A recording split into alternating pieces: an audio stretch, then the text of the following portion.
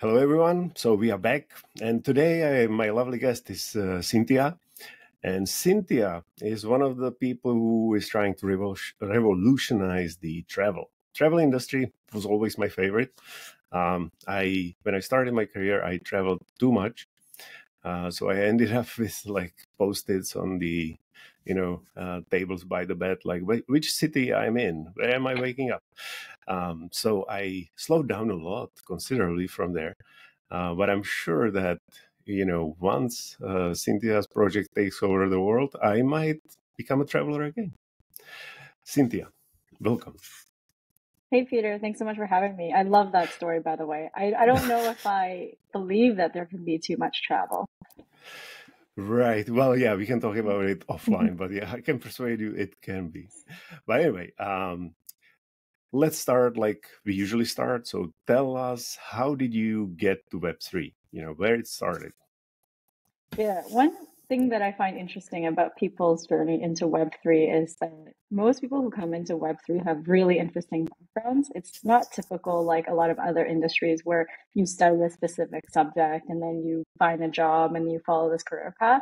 What's beautiful about Web3 is we have so many people with lots of diverse backgrounds and perspectives that come in. And I think that's why Web3 is a pretty interesting place to work and build your career. But for me, Absolutely. I think it was a bit of an accident, actually. So in 2013, I used to love attending hackathons. And the first time I heard about Bitcoin was at the Money 2020 hackathon when somebody was building a project on Bitcoin and he wore a hot dog suit. And I had no idea why there was a connection between a hot dog suit and Bitcoin, but it was interesting. And I remember thinking, oh, I don't know what this Bitcoin thing is. It sounds like a scam. Pretty typical reaction, I think, when people hear crypto. Yeah. So fast forward to 2015, 2016, and my husband actually got really into Ethereum and learning about it because he's a developer, and he started mining. And so we had a whole bunch of mining rigs in our house because he wanted to test Ethereum. And I think that was really the first foray where I started learning about it. And then I ended up building a crypto gaming simulation that would help people learn about trading crypto. And the reason for that was in 2017, which was when we built the app, there really were no use cases for crypto, unlike now. The primary use case was about trading or financial instruments, and that was how people came to crypto. So the on-ramp was I look at different coins and I look at what I want to trade, and that was pretty much all that you could do. But the problem was that even then we were obviously talking about adoption.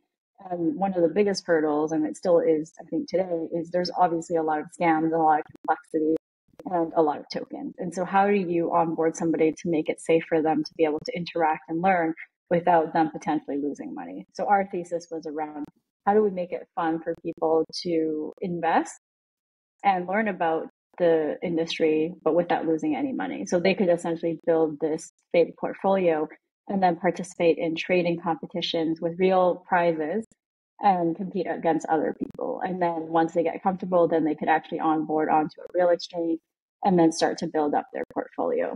And that was actually doing really well. We got to over 350,000 users, all organic. But unfortunately, Google at the time was not crypto friendly, and they ended up shutting us down, which was pretty commonplace back then for a lot of app developers that were building on either Google or the App Store. And so what ended up happening was a group of us came together who were from the travel industry, but also had a lot of experience in crypto and blockchain. And we noticed that there were a lot of issues happening in short-term rentals specifically.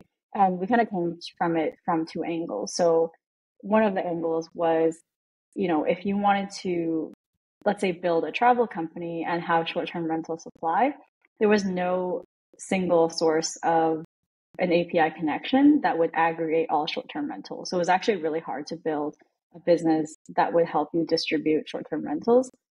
Because Airbnb, for example, they keep everything within their own platform and they don't have any external APIs because their whole value proposition is around having unique properties that are just on Airbnb.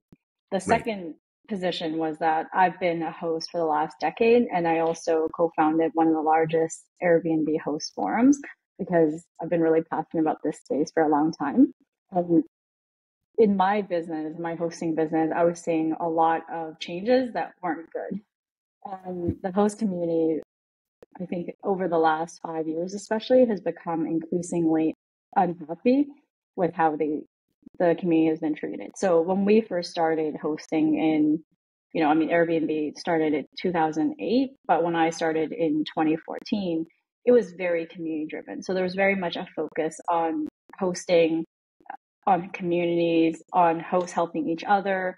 And I very much drank the Kool-Aid from Airbnb around, we love our hosts, like you guys are everything to us. You're the most important part of our community.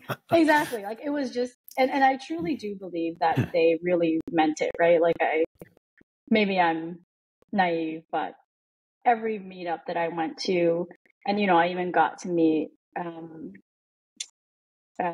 not Brian, but no. Not Brian. I forget the other founder's name, but they would have these like VIP events for their super hosts and community builders. And so I actually got a chance to meet the team. And I think they genuinely really believed in this mission that they had. But I think just because of, obviously they're a public company now, as they've grown, I think they've really had to focus and try and monetize and be profitable, right?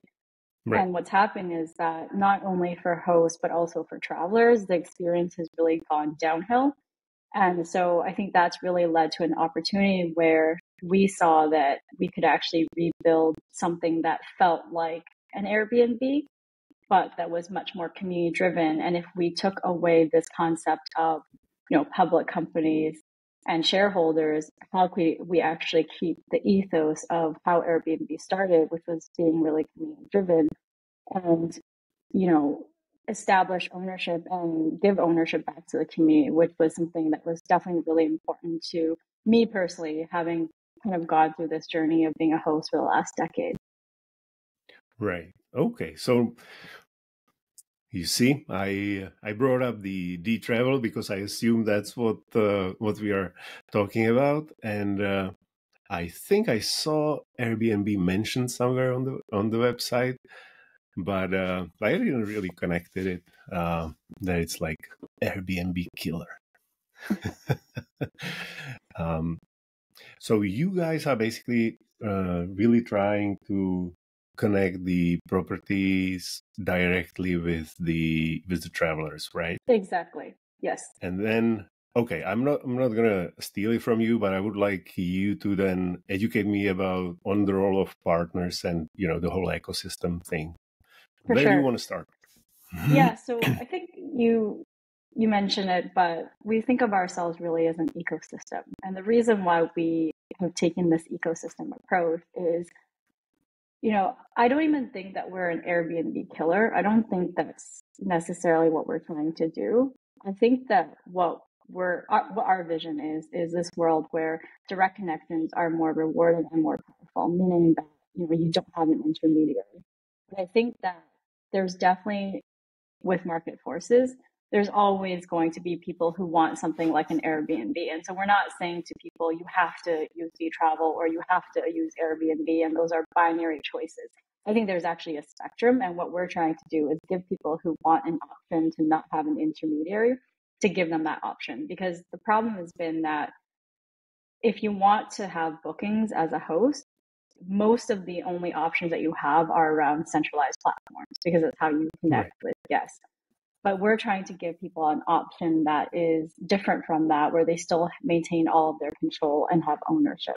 And for us to replace something like an Airbnb, or at least give people an alternative, there's a lot of solutions that we have to solve within that. And that's why we have this ecosystem approach, because within the ecosystem, it has many pieces for that solution. So the first is having a direct booking solution. So that's infrastructure for our hosts so that they can actually book with a guest instead of through a platform. The second thing is a meta search, and that's where travelers are going to be able to come to Dtravel and actually be able to connect with a host. And this is something that actually doesn't really exist in the industry today, which sounds crazy, but we don't have a meta search for... It does, right? Yeah. We don't have a meta search for direct bookings, meaning that if you go to Airbnb, those are all centralized bookings, right? Airbnb is the platform in the middle, and there's really no way for you to connect directly with a host. The only way for you to really do that is if you happen to stumble across a website that is a host direct booking website. So kind of like if you went to the Marriott website, for example, you're booking directly with the hotel. Same thing. If you go onto a host website and it's their website, that you're booking directly with them. But it's very, very challenging to be able to find those websites because we don't have a centralized place for that. And so that's really what we're trying to build out, which makes it really easy for any traveler to be able to say, hey, I want to go stay in Lisbon. How do I find a place that I can book directly with that guest, because I want to have that interaction directly with them. And I want to save, the 15 to 20% fees I have to pay on these platforms. And we are actually going to be launching our meta search very soon in Q1. And what we're really excited about is that it's actually going to be powered by AI. What's interesting about travel is we've been talking about personalization for a really long time in travel. So the idea is that if you go to any travel website, it should be a customized experience for you. But I think until we've had AI and AI as it is today, we haven't really had the technology to be able to do that. And I think when you combine AI and Web3 specifically, there's a lot of power to that, because with Web3 or blockchains, you have the data piece, right? Where you can say, hey, I have access to all of this data, all of this historical data, and it's pretty easy to query. But then what do you do with parsing out the huge amounts of data that exist on blockchains? It's really hard to do that. But then when you add in AI that can quickly and very intentionally figure out what data that you need and then pull that data and customize it according to whoever's using it, I think that becomes really powerful.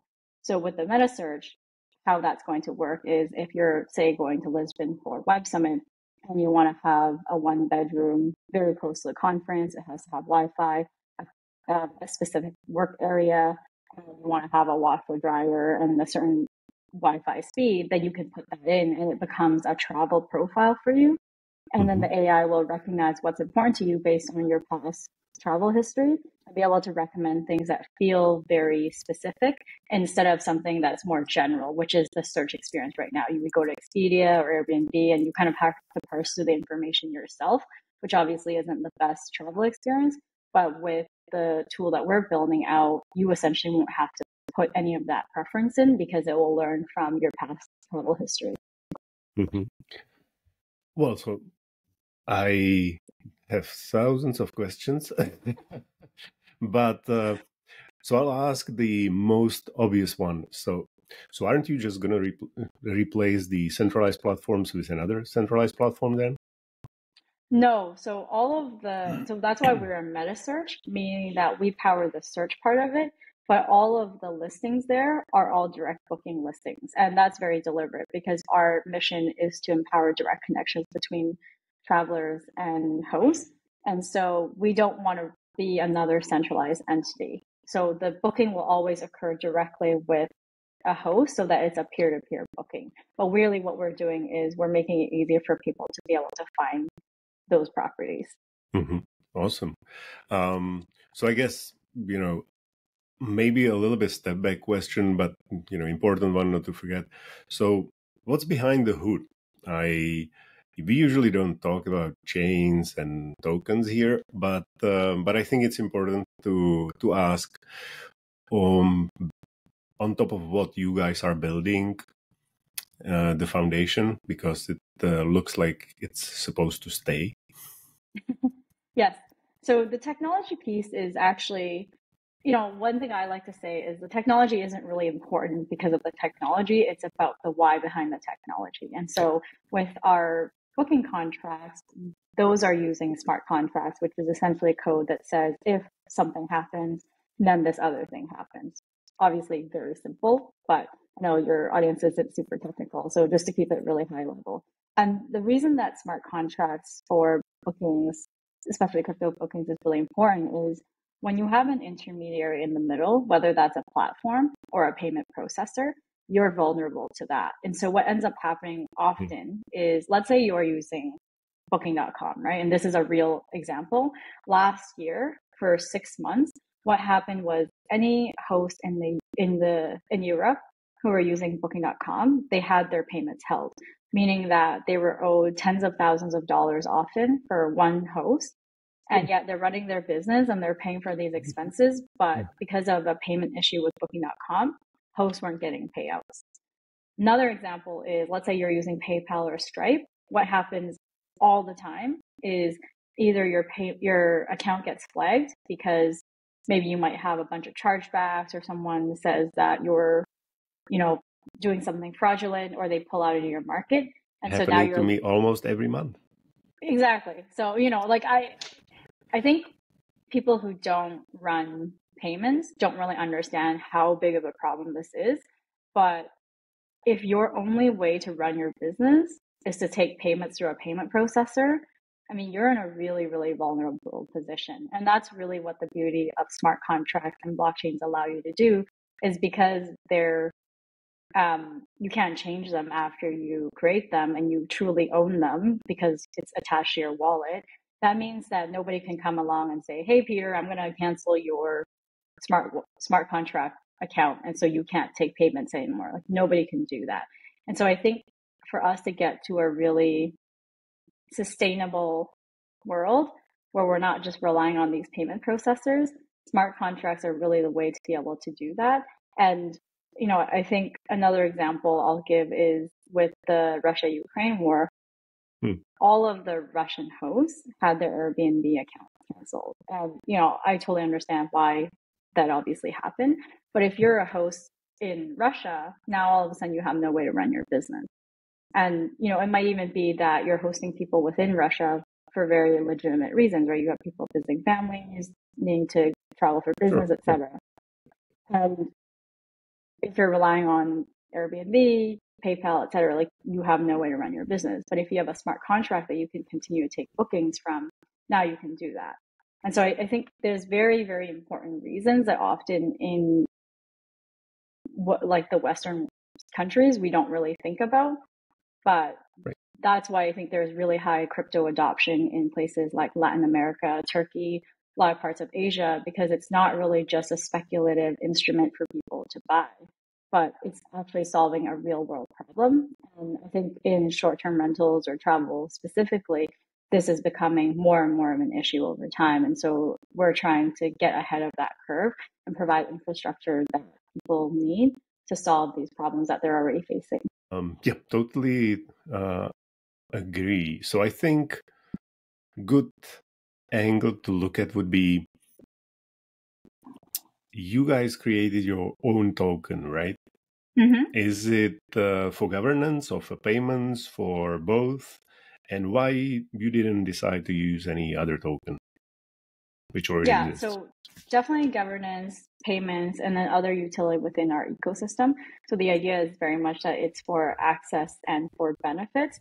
And the token specifically, I think one of the important parts of the token, why we wanted to create our own, is in 2020, COVID happened, and there were mass cancellations across pretty much the entire travel industry, right?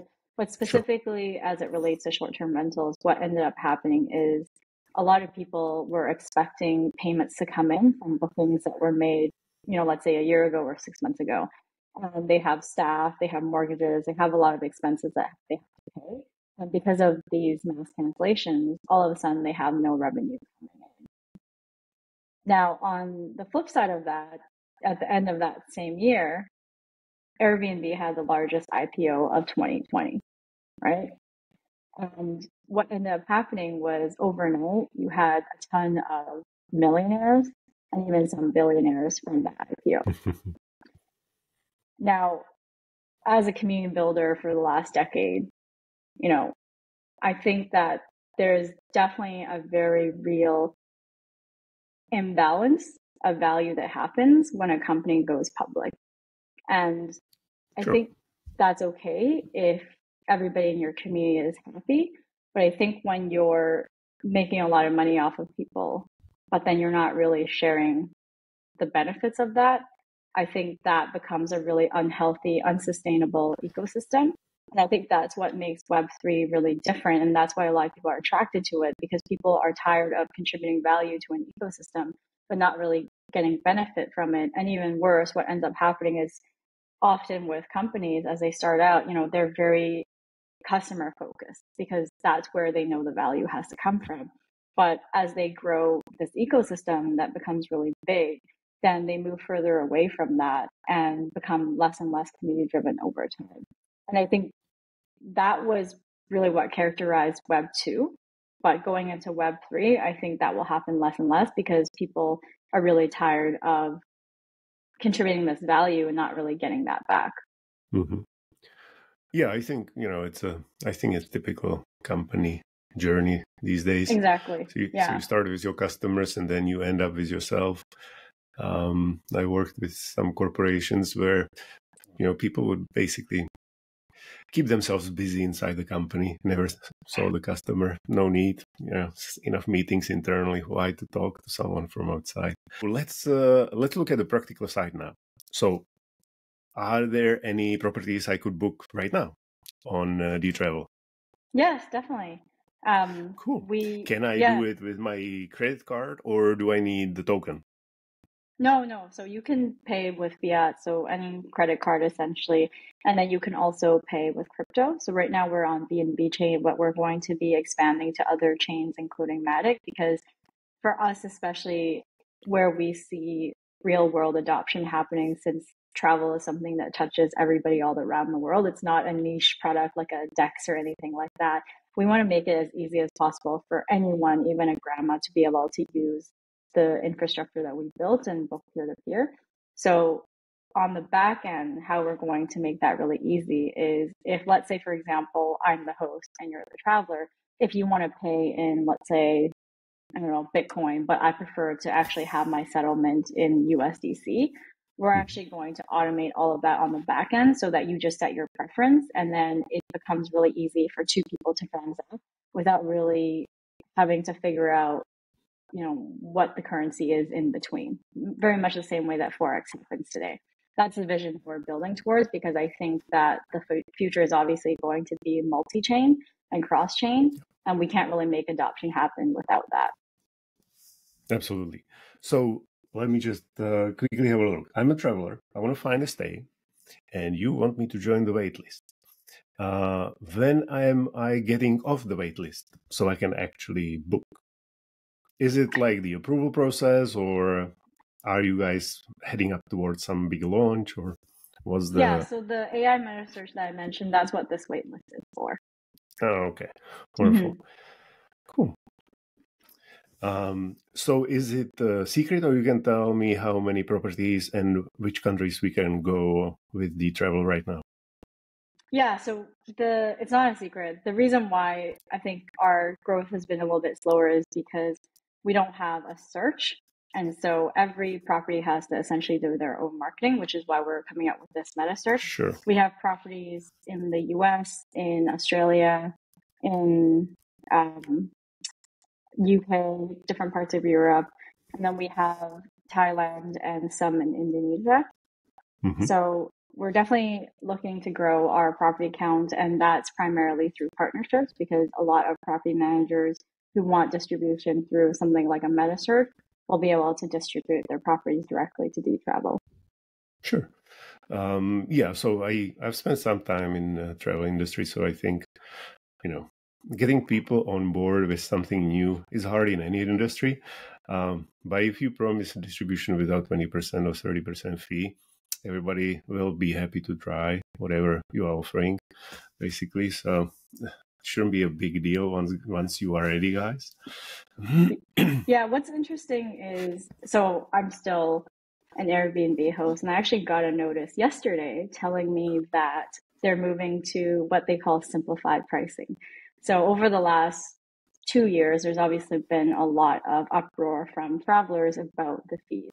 And so Airbnb has been testing out this idea of either hiding fees or showing fees or making hosts pay for the fees. And then the idea is the host just mark up their own costs to take into account those fees.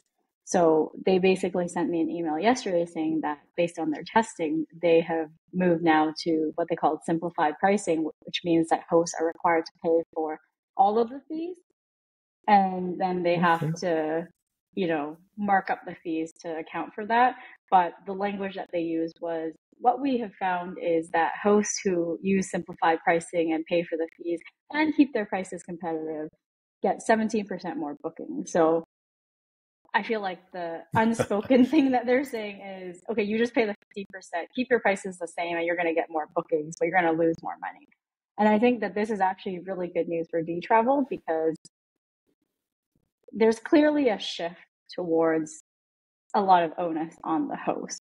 And right now, obviously, a lot of the power is in the travelers. But I think as hosts look towards more and more options that help them diversify away from these platforms because it's not good for their business, and I think that represents a really good opportunity for companies like Dtravel who are coming in and trying to really make it different and more beneficial for not just hosts, but also for travelers as well.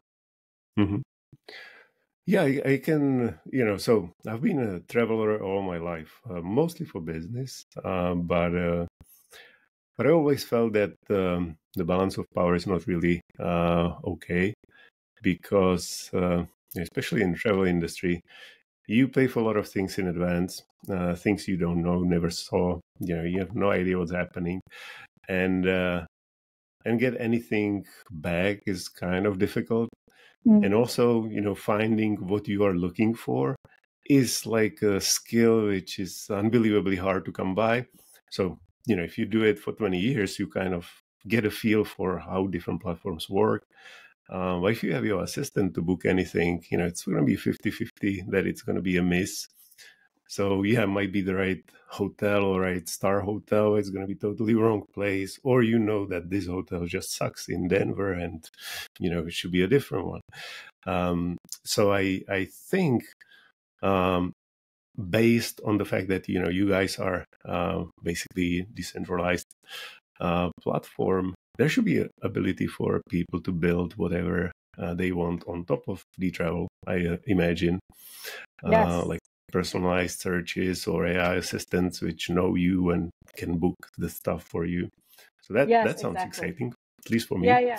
That's definitely on our roadmap. So as part of governance, obviously we want to make it open for anybody to be able to build with the technology that we use. And so we are working towards open sourcing a lot of our products, so that if, let's say, you, like you said, you want to build an AI assistant on top of the Dtravel Direct product or any of the other products, you can actually do that. And, I really do believe that the way that you go faster and you become sustainable and you build a moat is to have other people feel like they're a part of it. And so why would you want to go somewhere else if you feel like you're an owner and something, you're going to benefit from that?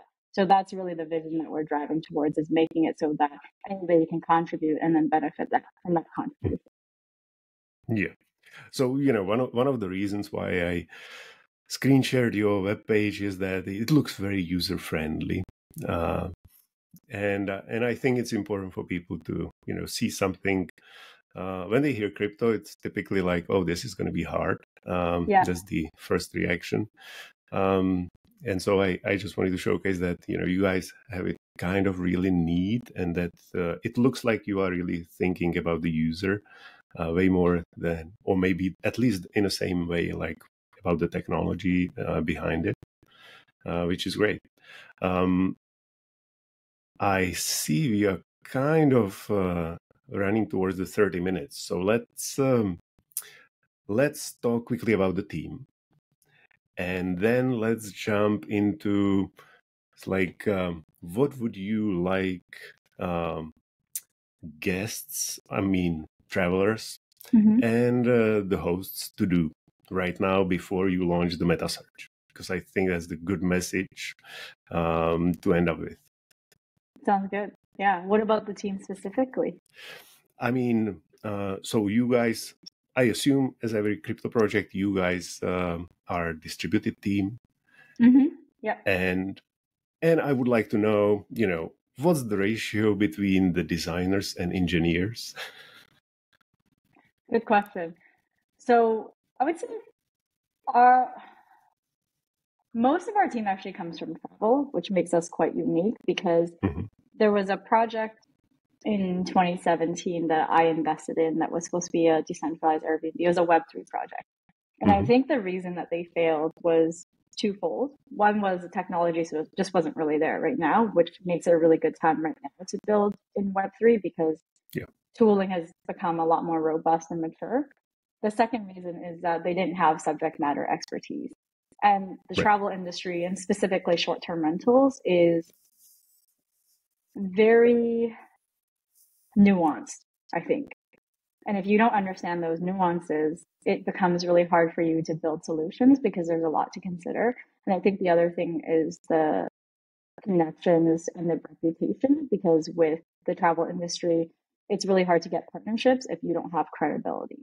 And so that's definitely one thing that I think makes our team really unique and the best team positioned to be able to solve this problem because most of us have a lot of experience in this industry, either having worked in it or definitely as people who have been community builders. And I think the second thing is we also have a lot of expertise in the Web3 industry because a lot of us have been in it for over 5 years, which it sounds crazy, but in Web3 that's obviously a long time because that's probably more That's like a 30 long years. time, yes. Yeah. Yes. What's the size of the team? We have about 20 people. Okay, fair. Yeah. Yeah, I think a lot of time, people underestimate, especially when they are setting up to build something like a marketplace, which is basically what you are trying to do, that, it's not enough to understand one side of the marketplace. You have to understand both. And definitely it's a great advantage if you have connections to the industry, so you can kind of gain trust that people don't think you are lunatic with a token or a blockchain badge, and they actually know that you're a normal person trying to solve a problem. So that definitely helps. So I Yeah. think, so what is the thing you would like hosts to do and the travelers to do in the first quarter of 2024? Because I assume we should talk again once you guys launched successfully the meta search. Yeah, I would love that. Well, for hosts, if you want another distribution channel or if you want to set up a direct booking site, definitely come to Dtravel. What's really unique and deliberate about what we've done is that we actually don't charge upfront. So if you get a booking, that's when we charge because we want to make it as frictionless and as easy as possible for people to get set up with direct bookings. And then for travelers, especially if you're a crypto traveler or you're a nomad, definitely join the waitlist because when we launch the meta search, then I think it'll be really helpful for people, especially if they travel a lot, because we're going to have some pretty interesting things like traveler profiles, like a nomad profile. So if there's specific things that you're looking for as a nomad, I think any nomad, including myself, knows how difficult it might be to find the right kind of properties. So really being like a user first approach to how we're solving for the meta search, I think a lot of travelers will really find a lot of value in. That sounds awesome. By the way, a quick question. Are you part of the Crypto Nomads Club? I am, yes. I'm actually Wonderful. one of the Lisbon, I guess, organizers. So I Okay. organize quite a lot of events here for Crypto Nomads Club. They're a great community. Love them. Neat. Very neat. Cool. And so I had a question on my tongue. Oh yeah, it was so you charge at the booking. How much do you charge? 3%. 3%. Okay. I think you guys have all the numbers you could ask for today. Please go to Dtravel and register a property. I assume there was something like a website builder for the property, or you guys Correct. build it specifically.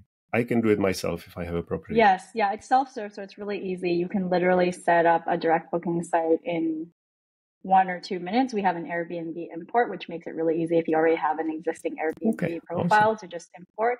Yeah, and then think of it kind of like Shopify, where you can customize your direct booking site really easily.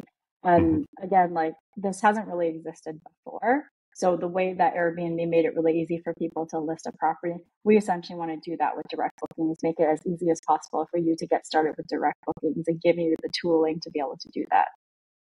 All right, awesome. So you got it, guys. You know everything about Dtravel, everything we could fit into sort of 30-ish minutes. And I'll be in touch with Cynthia for sure after they launch the meta search, because I am interested in it myself. Awesome. Thank you very much for the time that you spent with us today. It was awesome. Thank you so much, Peter. And you'll find all the links you need in the show notes as always. And I wish you a great day.